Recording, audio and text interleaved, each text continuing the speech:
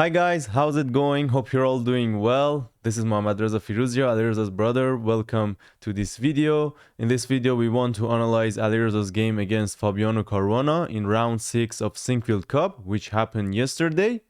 And I'm going to show you guys the standings after round 5.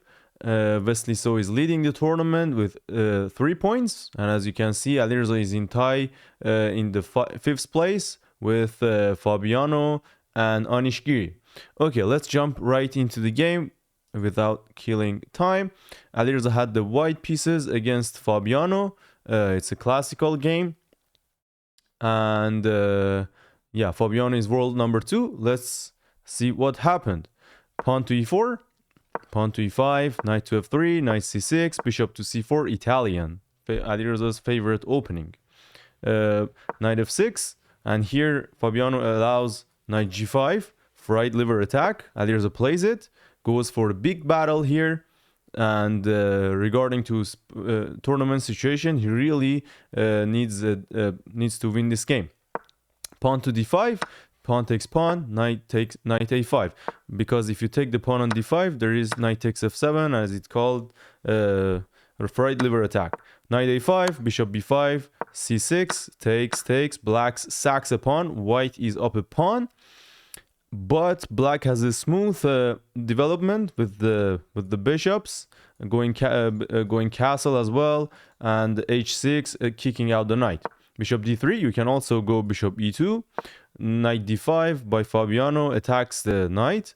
Alireza plays h4, and here after a couple of minutes of thought, Fabiano plays pawn to h6. Other line, he's also bishop e7, queen f3 attacking the pawn, f5, crazy lines here in this line.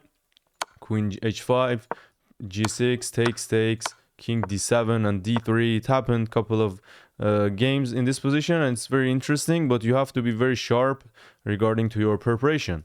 So he played h6, queen h5. Alireza pins the pawn and also keeps attacking the pawn on f7. Queen f6 guards the pawn. Knight d4 attacks the queen. Queen e6, b3, trying to develop your bishop. So the problem with white position is the pawn is on d4. The bishop is in front of it. You cannot develop your minor pieces very quickly. So you have to fianchetto your bishop. Pawn to g6. If you play knight f4, it doesn't matter, just come back, and white normally doesn't care about this exchange. G6, queen e2, f5, and knight c3. As you can see, black has huge space in the center.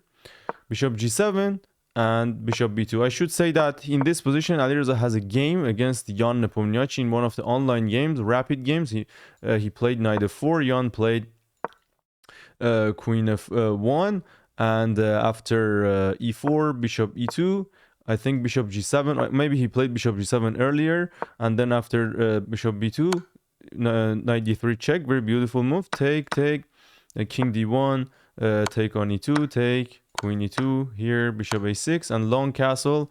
Alireza managed to win this game, but in this position, the position is a bit better for white. So Fabi just plays bishop d7, bishop b2, castle, and knight a3. Very logical by both players. Here Fabi thinks a lot, kind of, about 15 minutes, I think.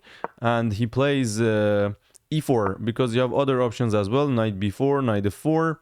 For example, if you play knight f4 here, again, I can just play queen f1. And if you take the bishop, it's okay for white. And if you push pawns, same thing. I can just play bishop c4 or just bishop e2. So it's not really problematic for white. I'm going to kick out this knight with g3.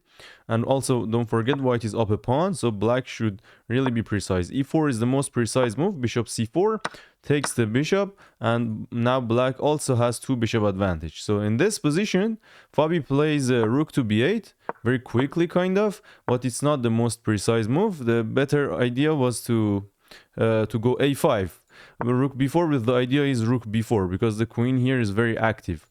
So after rook b8 here, it comes to a position that is very critical for white, because you should be careful about rook b4, and in this, it's a very hard move to play.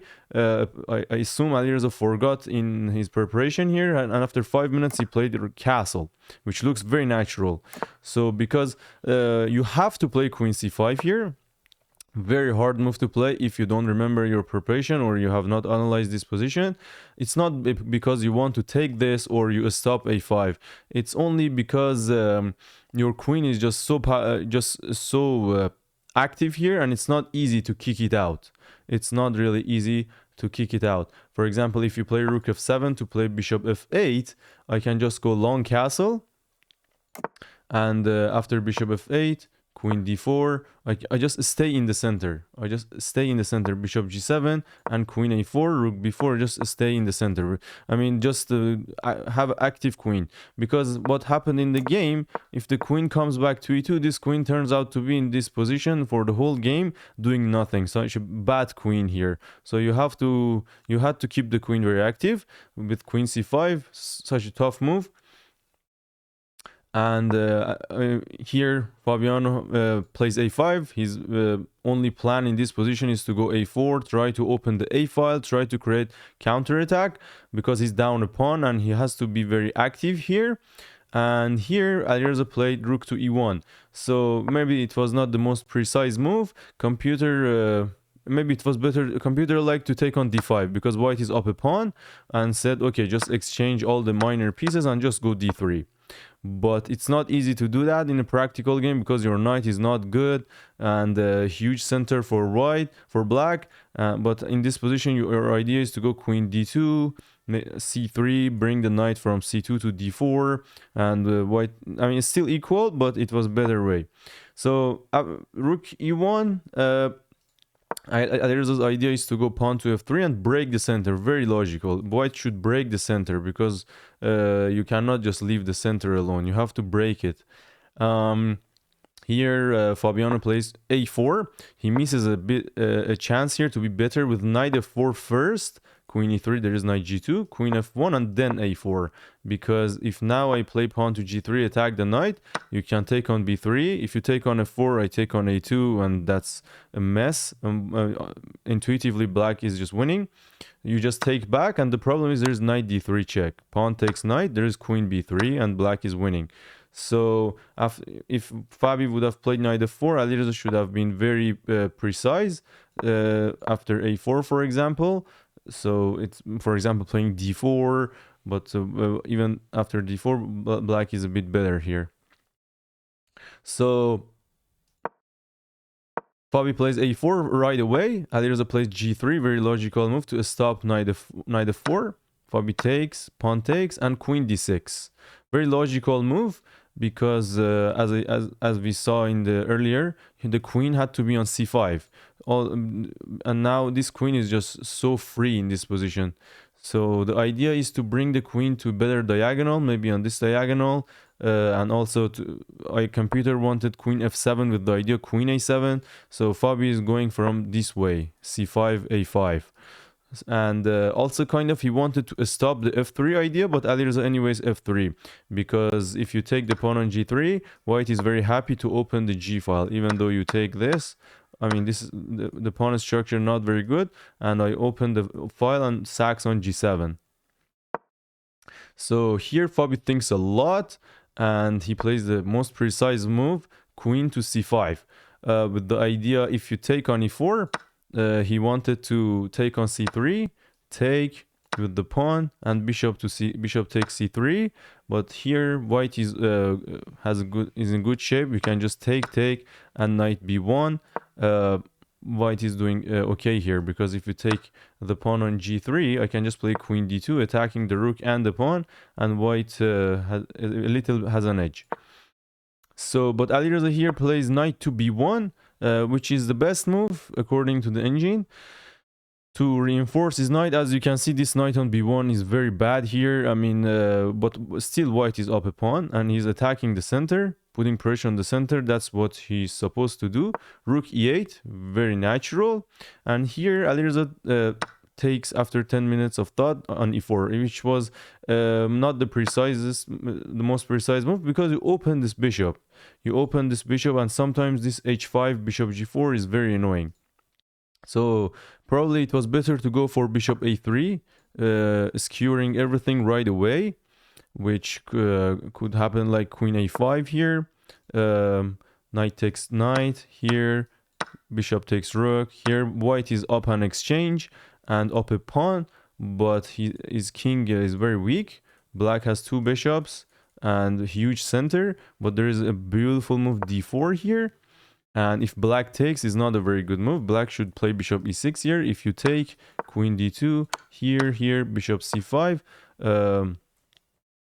If you take it, there's bishop f2 and then e3. It's complicated, but there's a beautiful move. White has knight c3 here because white is up an exchange. He's just ready to give it back. For example, if you play bishop b4, I just take on d5 and I have a lot of pawns here. And if you play d4, there is knight b5. I'm just going to take with the rook on d4 and white is much better here. So yeah, it was better to play bishop a3 first. He takes, and then bishop a3. And here Fabi plays queen a5. He could also play pawn to h5 here. And there is a beautiful line as well. If you take on d5, for example, there is rook takes b3. Because if sacking the queen, if I take here, there's bishop b2 mate. A lot of crazy lines like this in this game are possible to find, but instead of taking on d5, there is knight e4, for example, and after queen d2, c3, queen e4, there is queen f2, and black should sack the queen, and still the position is equal because you will lose the rook. But there are a lot of lines here. After you can also after h5. There's also knight a4 attacking the queen. So he didn't want to allow these stuff. He played queen a5, very logical move, just to sack the exchange and with the activity of the queen. And in this kind of positions, sometimes queen a2 is also a motif. Because if knight takes a2 is just mate. Beautiful mate. So as you can see, black's position is so dynamic. Like, you don't care sometimes even about this losing this pawn. Just bishop f5, winning the pawn on c2. Like, very much easier to play with the black pieces. Alireza has 27 minutes. Fabi has 8 minutes. It's moved 28. And here Alireza plays pawn to d4. Very tough position to play here. Apparently the best move was to play queen c4. If you play bishop e6, I just take the pawn. So you go here, and here it's really hard move to play rook e3. Or first you can throw some h5 and then rook e3. You have to guard the knight, also dodge bishop g4's trap. Maybe, yeah, for example, bishop e6, queen e4, there's bishop b3. So a lot of crazy lines happen here where if you take the rook, there's knight a2 check, for example, and if you take with the knight, bishop b2 check. And this is, for example, one of the cool lines that black can draw this with queen c5, stuff like that. So this is a nice line. So Alireza played d4, very logical to close down this bishop, but there is a very annoying move here. e3, just to put even more pressure and to restrict the knight, everything. And here Alireza plays very bad move here, king b2, because this just comes in front of the bishop, this diagonal. It gets hit with c5 all the time. For the moment you cannot, because there is queen c4 check and I win the pawn. But the idea was to bring the knight. It was very natural, but the king is misplaced. So better idea here. Best move, of course, was g4, but very hard move to play because the pawn on g4 is very loose here. Even after c5 here, it's not clear what's going to happen. But also, even after king h7 with the idea c5, it's very tough here. For example, even if you take the pawn on e3, there's bishop g4, loose pawn on g4. Another idea was to give check here, but after bishop e6, it's very sad ending, kind of. I mean, this endgame is not what you want. Your knights, everything for black is just super active. So very tough position to play. King b2 and h5. Suddenly white is in trouble because bishop g4 is coming, and your pieces are just not active enough. Alireza plays knight a3, bishop g4, queen c4 check, king h7. And Alireza plays queen f7, because if you just move the rook, for example, save the rook, there is a lot of options here for black. You can even play knight queen b6, attack the pawn on d4, or just bishop e6, attacking the queen. and the opponent d4 is hanging, so you have to exchange queen, and that's very bad end game for white. So Alireza decides to attack the rook f8, queen e7, sacks the exchange, and but the rook comes on the second rank, and it looks very dangerous. For example, if you take the pawn on e3, there is a beautiful sacrifice like this, and you lose the game. So he plays knight e4. This position is kind of a puzzle. Why after actually Fabiano didn't play the best way here. He had to play pawn to c5. After knight c4, just keep the queen on the file and try to open this diagonal. That's was the way. But for example, queen c5, e2, and then rook f3 or rook f1 was very tough to find, especially he was low on time, and yeah, it was move 35, so 4 minutes for 5 moves. So he played rook f2, but here you can pause the video and find the best move for white here. The amazing move, magical move. Alireza had 7 minutes only for 5 moves, and this move is very tough to play. He plays knight d4, but it's not the best move. The best move is knight c4, attacking the queen and the knight, but leaving the c2 hanging with check. And after king b1, you cannot hanging to your knight. So you have to play queen f5. And if I take the knight, at least there is rook c1. There's very dangerous, but there's knight takes e3. I just attack the queen. So there is no discovery. And after this, black has to find queen f2, giving up the knight. But there is rook b2 check. If you go king c1, bishop h6, very dangerous. It's still equal. But king a1, here only move for black. You have to find it, otherwise you're lost, because you're just down a piece. c5. c5, because if I take with the queen on c5, rook b3 and queen b2 is coming. So you don't take with the queen here. And also if you take with the pawn, you just open this diagonal. It's going to be very dangerous. For example, if you take with the pawn, there is rook a2 mate, and it's mate in 2. The knight is pinned. So you go queen a3, only move rook d2, and now white goes queen c1. You have to take with the rook on d4. And now knight e d5, white is up a piece, but black is going to collect all the pawns, but it would give a good chance to white to draw this game. White is a little bit, white has an edge, because knights are very tricky. The king could get weak as well. It's not easy, even though you win this pawn, to push pawns, because your king gets weak. So that was the only chance. He plays knight d4, but there is anyway rook c2, because if you take on c2, queen a2, queen c2. And either you get mated or just get mated, because after king d3 there is queen a6 mate.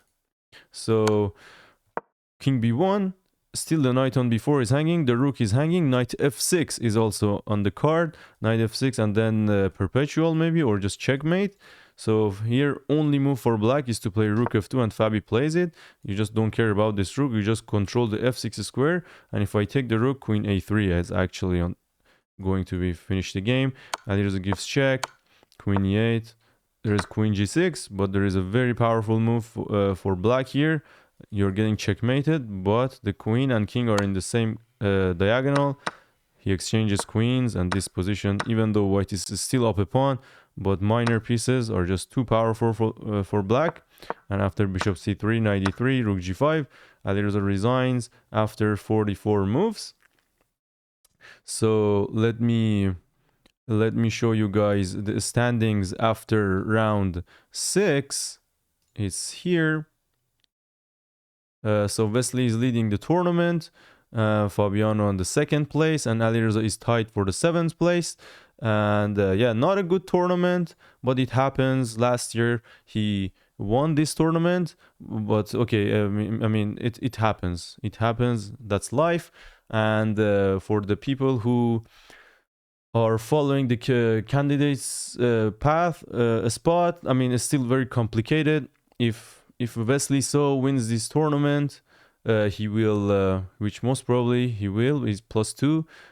He will get the FIDE circuit, and still the rating spot is open. There is the Linear Dominguez. He's not eligible for candidates yet, but maybe he will play a tournament, maybe World Rapid and Blitz.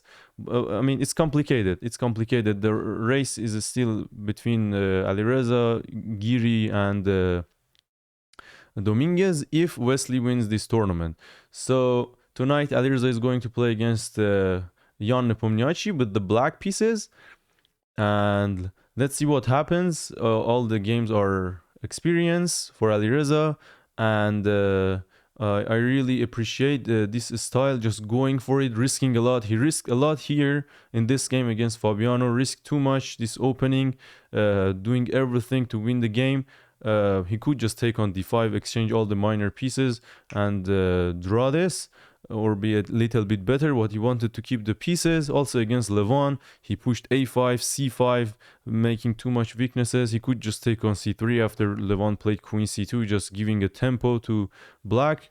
It was kind of overdraw, but yeah, I mean, draws all the time. It's not good. It's not good for health. It's better to be aggressive and be a fighter. So let's see what happens tonight. Yeah, with the black pieces against Jan, and in the last round, I don't remember who is he going to play against. Maxime with the black pieces again. So in this tournament, when Duda resigned, Alireza basically had 5 blacks and 3 whites. So it's a bit unusual tournament having so much blacks, and also yeah, just very unlucky that his opponents always had a rest day, and then they play against him. So it's a bit unlucky. I don't know why it happened to him exactly. For example, the people who was paired against Duda, they had exactly the game before Alireza's round. So Duda didn't play because of sickness, and they had a full day to rest. So it happens. This stuff happens. It's life. What to do? Thank you guys for watching this video and this recap. Make sure to subscribe to my channel and put your comments to give me feedbacks. I really appreciate that, and see you guys in the next videos. Thank you. Ciao. Bye.